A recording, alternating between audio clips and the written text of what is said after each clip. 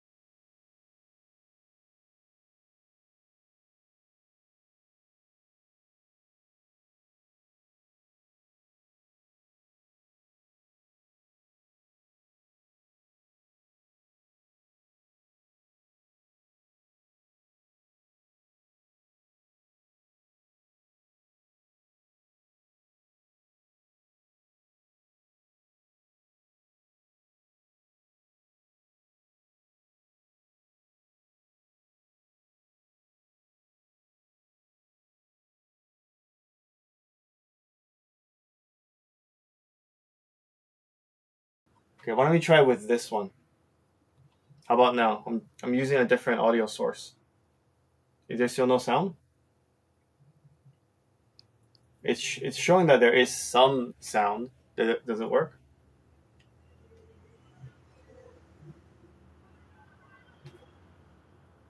Does it have sound right now? Okay, why don't we try with this one? Okay. Okay. Well, this will do. It's not the best sound source, but well, we'll work with what we have. So we work with this sound source. We'll try to fix it up next time.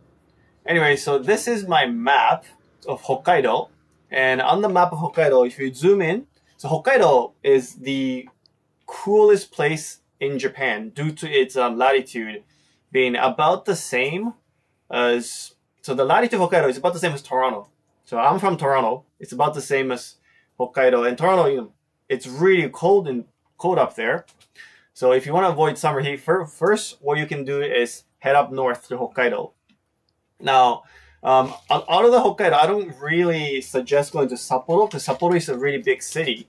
So you're still going to be in this concrete jungle that absorbs a lot of heat. So what I recommend instead is heading to the eastern tip.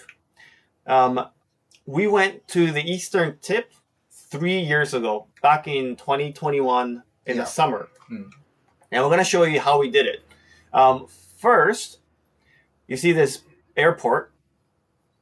Yeah, it's called Memambetsu Airport. And this is one of it's a really beautiful airport. If you go in the summer, you'll see all the sunflowers. And at this airport,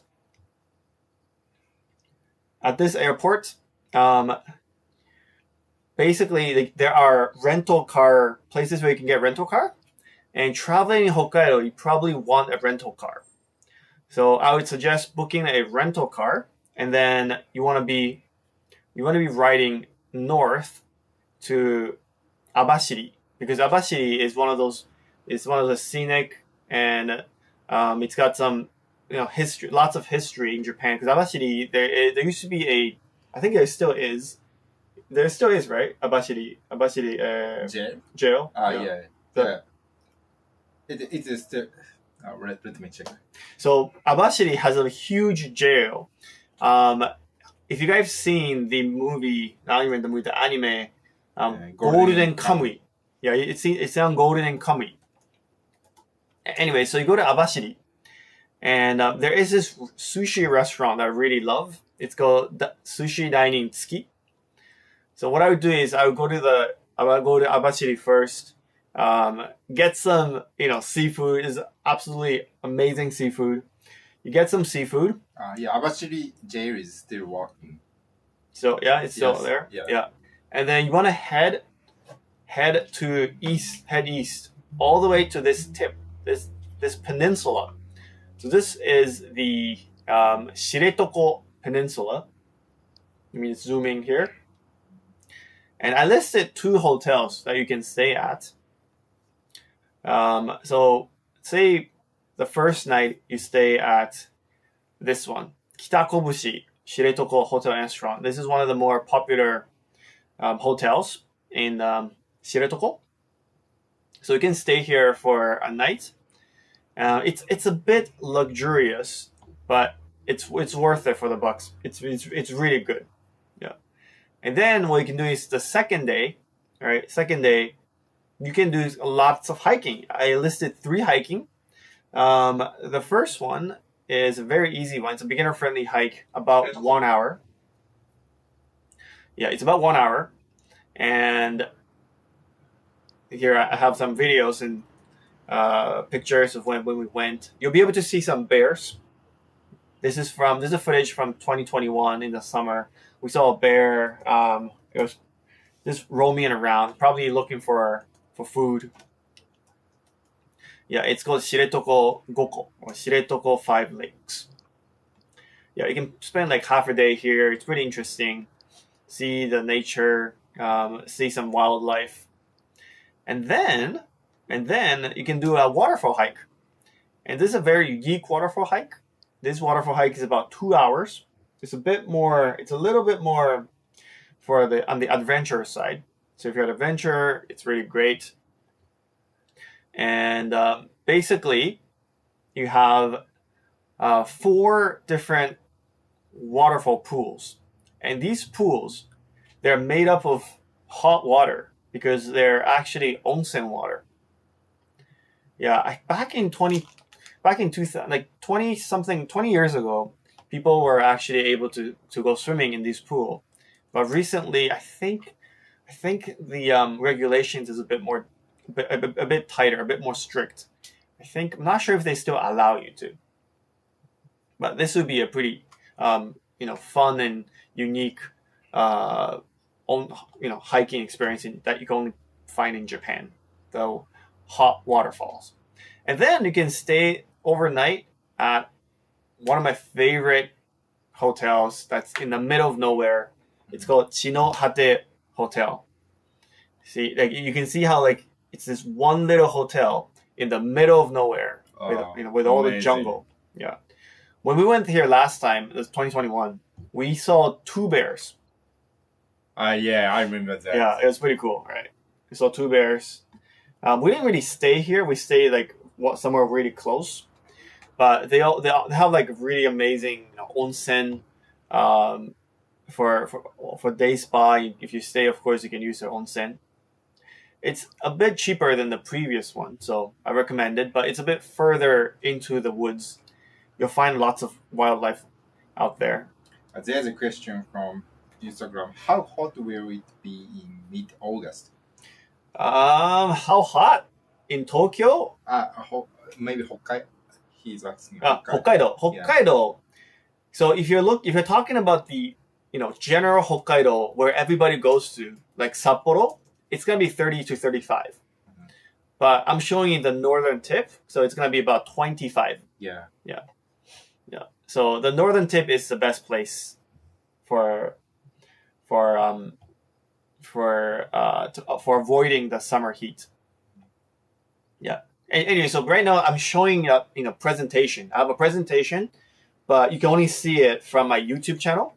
So that's why if some of you might be confused as to what I'm talking about. If you hop onto my YouTube channel, you'll be able to find it. Okay, cool. And then we did this hike 3 years ago, and it's one of my favorite hikes. It's the Laos. So you want to stay at Chinohate Hotel, and then what makes this place interesting is this hotel is the trailhead to one of the most interesting mountains in Japan, the Mount Laos. So this is Mount Laos. It's really beautiful. Yeah, it's one of the best mountain in my Yeah. life. Yeah, It was one of our favorite hikes in Japan. yeah. But if you can, as you can see over here, I have the estimated duration 8+ hours, activity level maximum. 5 is maximum. Yeah, 5 is maximum. Oh, It's a highly challenging hike. Yeah, but it's highly rewarding. Yeah. Let me just show you some of the views. That's the summit. That's the summit view. That's Luta, and that's Luta filming me at the summit. yeah. Yeah. Yeah, at that time we haven't started such kind of influence activities. So. Yeah, that's before we started showing people the places that we go to. This is when we're just exploring for fun. Yeah, and then that's us hiking upwards. The hike up is about 5 hours. Takes 5 hours up, about 3-4 hours down. It took us like 10-11 hours because we had a lot of fun. We had lunch up there. There's a campsite. This is the Laos Daira. It's a plains. Like this, there's a campsite over here. This is a flat part. So if you're a camper, then this is where you can go camping. There are a lot of bears, so if you go by yourself, you should get a bear bell. You can get a bear bell you can rent a bear bell from the hotel. So the easiest way is to stay at Chinohate Hotel and then just hike from there. You get all your equipment right at the hotel. Yeah, or you can get fresh water right from the mountain. I only brought 1 liter of water for the 10-hour hike because there are lots of water points where you can refill, and it's fresh water, right? Yeah, the question from Instagram: are you planning any hikes leaving from Tokyo in October? So we do most of our hikes. As an influencer activity. So we do filming. We wanted to do like a private guided hike, but right now the only private guided hike that we do is to Mount Mitake. Yeah, because taking people as clients, it's really difficult, right? There's lots of safety concerns. What if the weather is bad? What if there's like a car accident? There's so much that could go wrong. So the only guided hike that we do is to Mount Mitake. Mhm. And if you really want to do it, you can message me. We don't really want to do it because there's still lots of risk. So if you really want to hike with us to Mount Mitake, send me a message. I can send you the pricing and everything. Okay, so as you guys can see, there's lots of snow on Mount Laos. There's lots and lots of snow. So if you go, this was early July. So if you go early July, there's gonna be lots of snow. If you go, I think August or September, there won't be much snow at all. And the mountain is only open for hiking between July and September. Yeah. So it's only 3 months that you can go hiking here. So I'm actually planning to go back this summer in August. I'm going to be doing a huge road trip around Hokkaido. Mm-hmm. So I'll be pinning out all the cool locations Hokkaido to share with you guys. Oh, some guys watching from Switzerland. Cool. Very nice. Swiss, yeah. You know how we have Japan Alps. A lot of people are asking, why do you call it Japan Alps? Because it actually, on a smaller scale, the Japan Alps kind of resembles the Swiss Alps, kind of on a smaller scale, and it was coined by an American hiker. So let me give you guys a brief of hiking in Japan and how the hiking culture evolved over time. So 100 years ago, this is back in Edo, or not even Edo, maybe 150 years ago, back in Edo, people are not allowed to hike. Only if you're prestigious, if you're like a samurai, if you're like a warlord, if you're a monk, are you allowed to hike, and only male. And what happened was Japan opened its borders for trading with the Western countries. And with that, there were mountaineers from US, from Europe, visiting Japan, and they just went out exploring, and they found that there's all these cool places in Japan. So they named they would give names to these mountains because previously a lot of the mountains didn't have names. Only Mount Fuji had its name. Not many people can hike Mount Fuji back in the days because it was close to female. It was open to only lower feudal lords and monks. So hiking, the culture of hiking, only began to become a hobby, a hobby for regular folks like you and me, after the Western mountaineers visited Japan.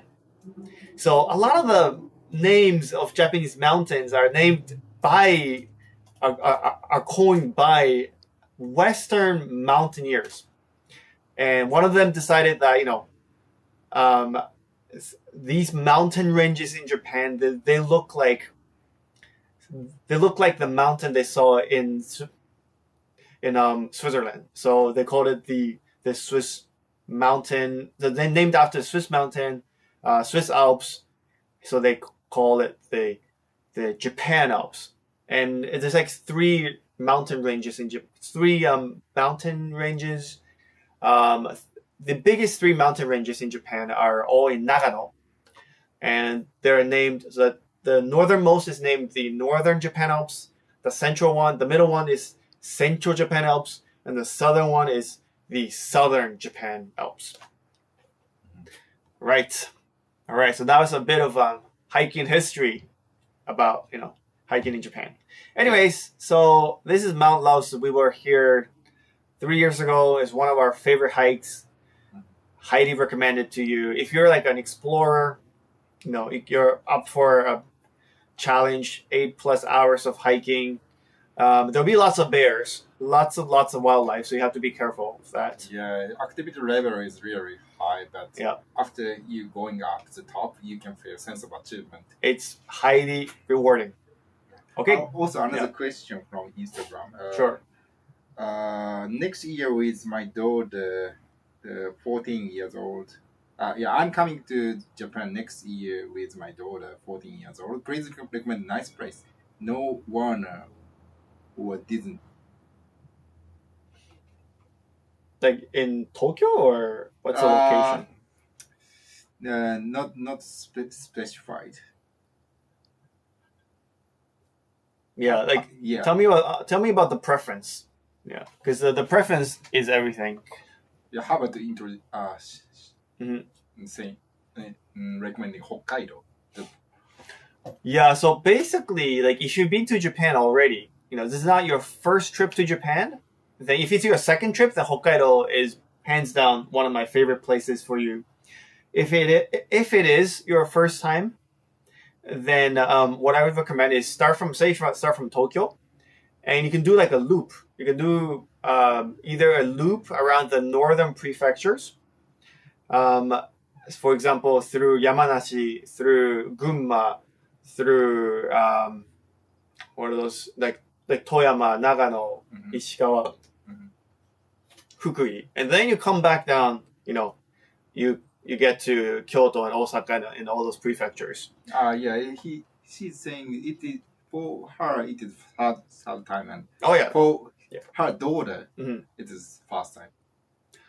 It depends on what your daughter wants, right? If your daughter loves nature, loves great food, then Hokkaido is okay. But if she wants, a lot of 14-year-olds back when I was 14, I love anime.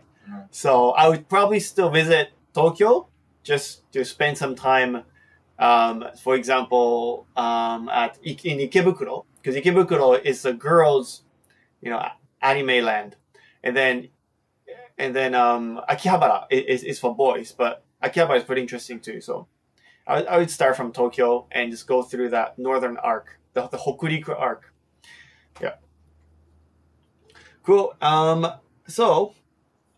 Very nice greetings from Switzerland. Well, we have lots of friends from Switzerland. Awesome.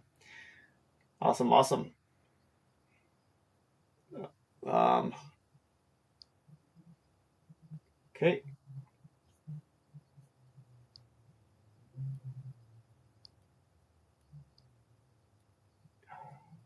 Anyways, okay. So, what's our next list? Next list is teaching you Japanese. So, each time we're going to teach you guys one highly practical Japanese. And today, that is this. Daijoubu. Have you guys heard of daijoubu? The word daijoubu.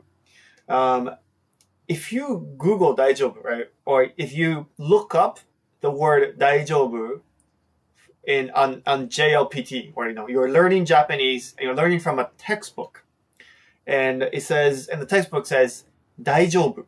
What does it mean? It means everything's good. Yeah. It means things are good, right? Daijoubu means things are good. We're good.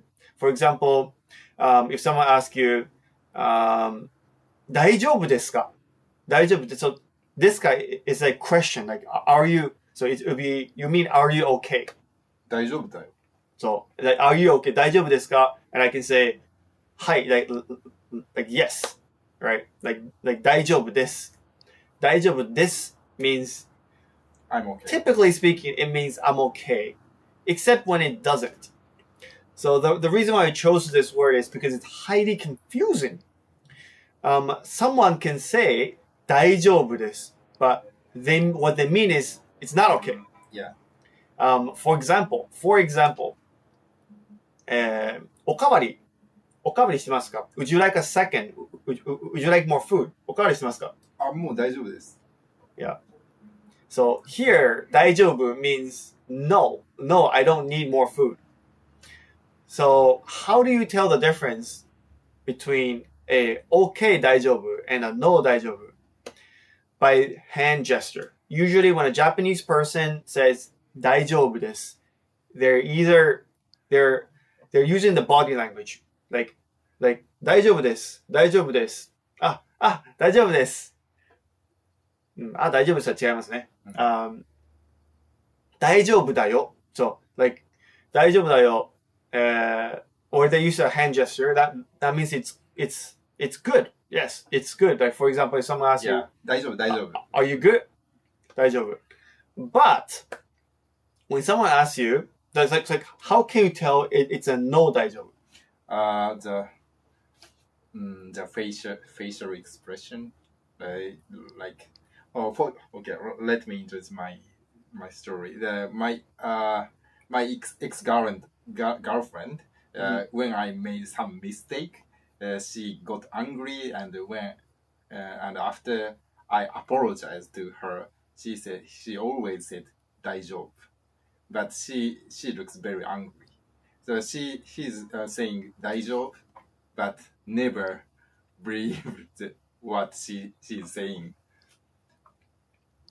Yeah. So basically, if a girl is angry at you, and you say, "Are you okay?" Like 大丈夫? 怒ってない? Are you not? You're not angry? And she says, 大丈夫. 大丈夫 with a straight face, right? Yeah, very straight face. 大丈夫。大丈夫。もう大丈夫だって。大丈夫. But never. she's still angry with you. Yeah. The only time 大丈夫 means yes, I'm actually okay is when she has a smile. 大丈夫ですよ. You know, they will show you in their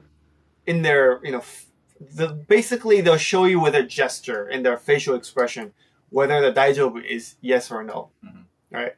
So a lot of time, it's on the textbook says, yeah, 大丈夫 means okay, but in reality, it's very complicated what 大丈夫 actually means. So let's do a quiz. Let's do a quiz. Yeah. All right. なんか like ask me something where I can answer with 大丈夫. トニーさん、まだお酒飲めるんじゃない? So what does that mean? Yeah. Your glass is vacant. Not full. Should I refill it? 大丈夫です。大丈夫です。大丈夫です。大丈夫です。What does this mean? He's saying he cannot drink anymore. So in that case, 大丈夫 means no thank you. Yeah, in this case, 大丈夫 means no. I'm trying to not say no. I'm trying to make it, because we don't want to say no. I don't want your drink. So we say 大丈夫です大丈夫です So yeah, express the uncertainty. yeah. Show that you're uncomfortable and you're uncertain. Indirectly. Indirectly saying no. Yeah. Now, what about the okay side? Like Oh, 大丈夫だよ。 no, like you can ask me a question where I can say 大丈夫ですよ。今日5時に出発で大丈夫 So he asked me, can we leave at 5? Can we leave at 5 today? 大丈夫だよ。Okay, let's go. Yeah, some Japanese people more younger generation people tend to say 全然大丈夫。全然大丈夫。It means completely okay. Yeah, completely okay. Yeah. So 大丈夫 is this word that's very difficult to really understand. The only way to understand is by looking at the facial expression, the tone of voice, the hand gestures. Yeah. Question from Instagram. Would it be rude to say no instead? いらないです。For example, right, he asked me if I want more, if I can drink more, and I say, いえ、大丈夫です。いえ、大丈夫です would be how I would say it. いらないです。It's rather than rude, it's more like saying I don't want your alcohol. Yeah, so Japanese people tend to take importance on harmony. So they don't want to say no directly. So they tend to use 大丈夫 as it express no indirectly. Actually, we have a question from Isa. Can you suggest a non-strenuous hike with beautiful view that's suitable to do in November? This is exactly the Mitake hike that I was talking about. Let me show you Mitake. I actually have Mitake on my Google My Maps. So I made a Google My Map as well. Let's go to the Google My Map. Here we go. So November is the best time for autumn foliage for cities. However, the mountainside, so you have Tokyo over here, you have the central Tokyo. Central Tokyo, usually it's about late November is when you start to see, autumn foliage. But this is still Tokyo. This is the western side of Tokyo where you can access by train. You don't even need to drive. And over here, it peaks. The autumn leaves peak around early to mid-November. So early to mid-November, you can visit Mitake, which is the western side, the mountainous side of Tokyo. And this is the place where I recommend. Let me show you what it looks. Do I have what it looks like? It's a shrine. The entire village is consists of this main shrine and people working at this main shrine. There are places where you can stay overnight. I'm actually going to be staying overnight at this place, Shikubo Komadori Sanso. I'm going to be staying overnight this August. Yeah. And there's hikes. This is some very easy hike. There's a waterfall trail. There are quite a few mountains that you can access. So have a look at Mount Mitake.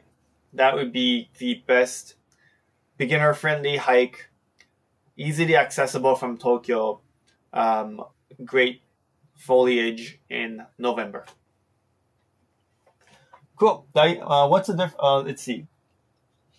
We have another question. No, not a question, but yeah, even the cashier asked question in such a way. 大丈夫ですか? 大丈夫ですか? Yep.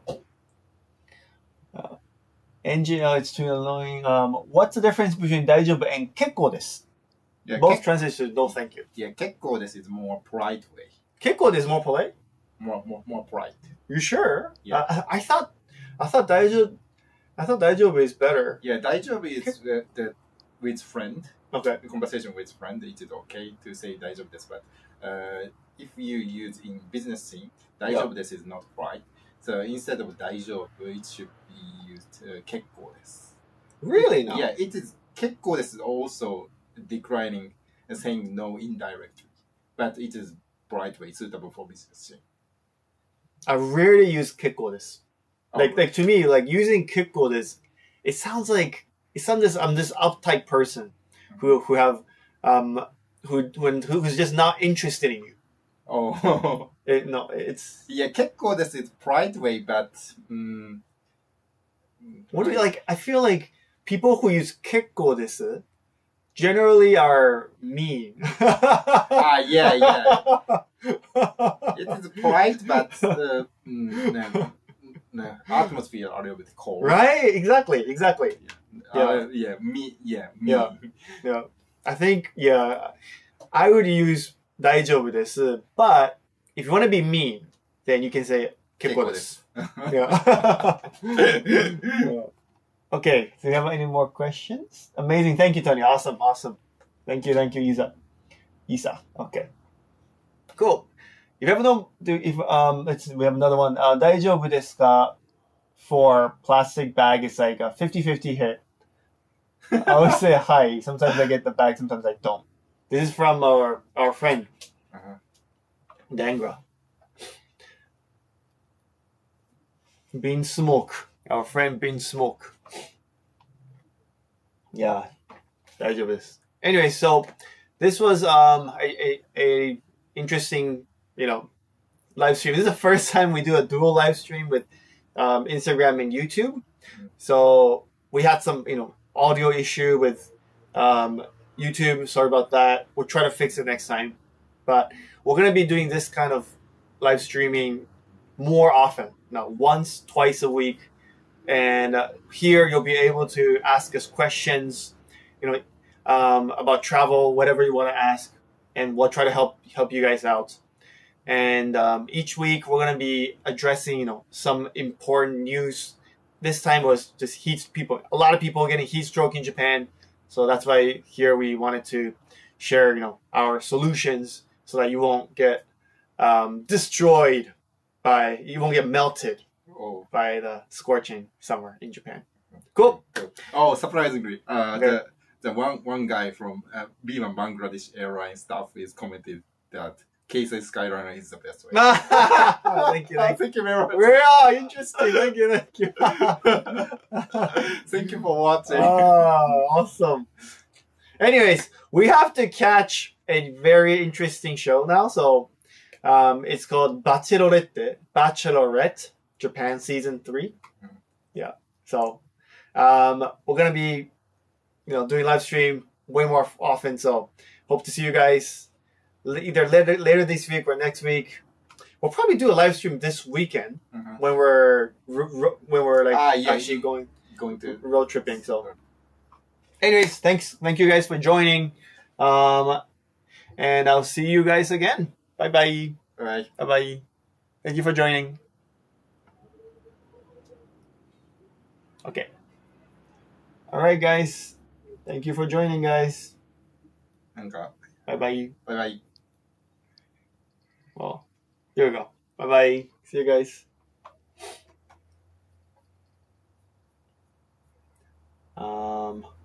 Trying to end it. I'm so new at this.